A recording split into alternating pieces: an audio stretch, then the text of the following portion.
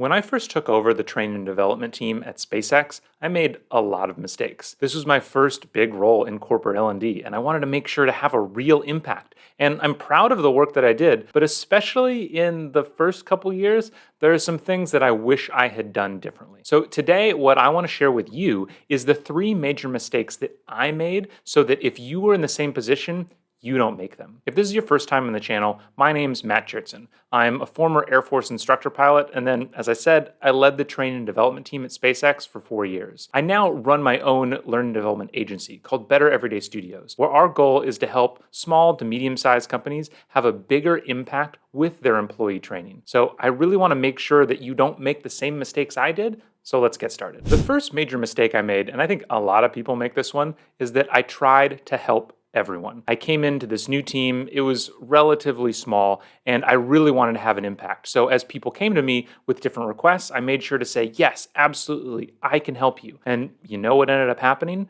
I kind of helped none of them because I took our limited resources and spread them so thin that no one was really that happy. But I was afraid. I was afraid that if I said no, it would be showing that I wasn't being helpful. But at the end of the day, it just made me look ineffective because I couldn't bring any big wins to my boss and show them why they should give us more resources to have more impact because we weren't having an impact. And then also the people that I was saying yes to were getting frustrated, right? Because I wasn't helping them as much as they were expecting us to. And so the way you should try to avoid this is by really making sure you're saying yes to a limited number of projects that you know you can have an impact on. And how you choose those projects is really important, and it kind of depends on how your organization is structured. I think one of the best ways to say yes to projects is to know what's really impactful for the business, right? Know the business priorities as people come to you and ask for help,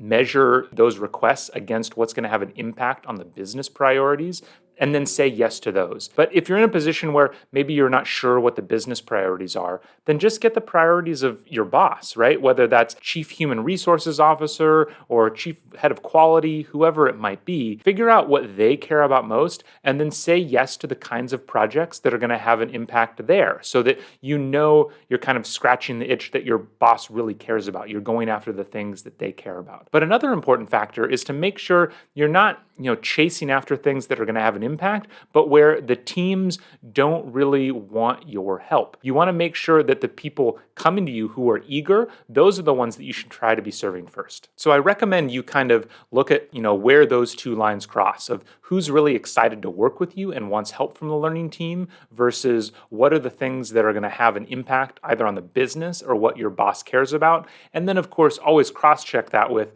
what can learning actually help? Because let's be honest, a lot of requests that come into a learning team or a training team aren't actually training problems. But if you, kind of look at those 3 things, you should be able to zero in on the few projects that you should say yes to so that you can just knock them out of the park, make them huge successes. And that's how you get raving fans and then ultimately get more resources so you can help all of those other people that you've been saying no to. A second big mistake I made is not engaging with the trainers that were already out in the business. If you're at an organization of any size, chances are the core learning team is not handling all the training in the company. Even if you have trainers yourself, chances are there's people out in the business who are the specialists in their fields. They might be actual trainers, or they might simply be senior experienced members who have as part of their job responsibility to train newer people. And when I was new, I didn't really understand how our relationship would be, and I'll be honest, I was a little territorial.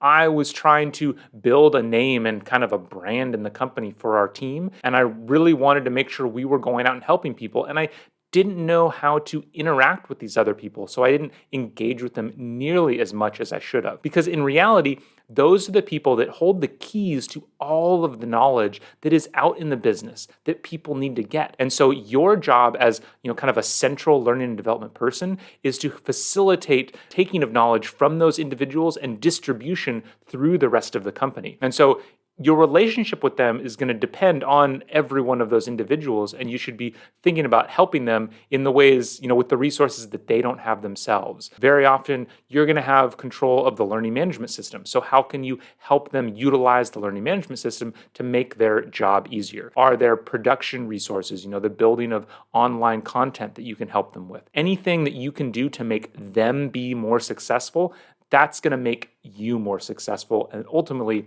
the company more successful. Because let's be honest, nobody out in the company distinguishes between, the core learning development team and the trainer in some other part of the business. They just see employee training across the company as one kind of big monolithic thing. So there's no reason to get into territorial battles. There's certainly no reason to try to diminish any other teams. It's about working together so that you all can succeed and all have more of an impact on the organization. The final mistake that I made is what I would call trying to push a learning agenda. Because like I said, I was trying to, really build up our team and make us a relevant force inside the company. And so I was always thinking, what are the things that matter most from the learning perspective? How can we, really have an impact? Learning is such an amazing thing. Employee training is such a major tool for an organization. How can we build this up and put it to use out in the organization? But that's never going to be a winning strategy, because just like you can't create a learning culture that's separate and apart from the employee or from the company culture,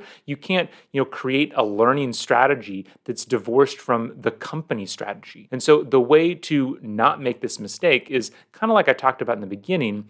Think about what your company cares about or your boss cares about. What are the main priorities, the problems that they're trying to solve? And then figure out how to bring learning to bear to solve those problems. That just is going to show that learning is important. It's an important tool, but it's not some other force that's important because of itself. And this is what I mean when I was mistakenly trying to push a learning agenda, is I was thinking of learning as an ends in and of themselves. But just like anything in a business, it's always going to be a means to some business ends. And that doesn't mean making money. It might be, improving retention or, making sure we're upskilling employees so that they can work faster or have better work-life balance, whatever it is. But the point is that the learning itself is never going to be the ends. It's a means to an end. So figure out what the end that matters really is out there, and then apply learning to it if you want to be successful. So these are the mistakes that I have made. I don't know if you've ever made them in your career, or maybe you're just getting ready to step up to your first learning manager position. Think about these 3 mistakes and make sure you don't make them so that your career goes a little bit better and your organization moves a little bit faster. I hope you found this helpful. If you did, make sure to subscribe to the channel so that I can see you again next time.